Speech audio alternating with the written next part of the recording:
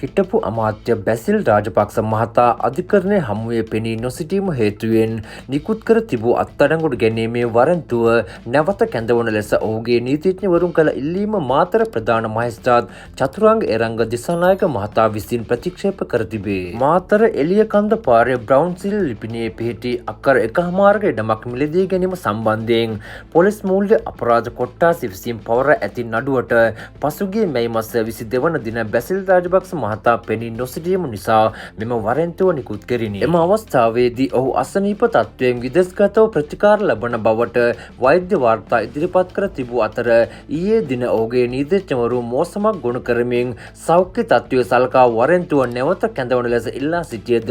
සැකකරු දිගින් දිගටම අධිකරණය මගහරිමින් සිටින බව මහේස්ත්‍රාත්වරයා පෙන්වා දුන්නේ. සැකකරු අධිකරණයට ඉදිරිපත් නොවී ඔහු නොමැතිව වරෙන්තුව නැවත කැඳවීමට නීතිමය හැකියාවක් නොමැති බව අවධාරණය කළ ප්‍රධාන මහේස්ත්‍රාත්වරයා බැසිල් රාජපක්ෂ මහතාට එරෙහි වරෙන්තුව ඒ අයුරින්ම ක්‍රියාත්මක කිරීමට නියෝග කළේය.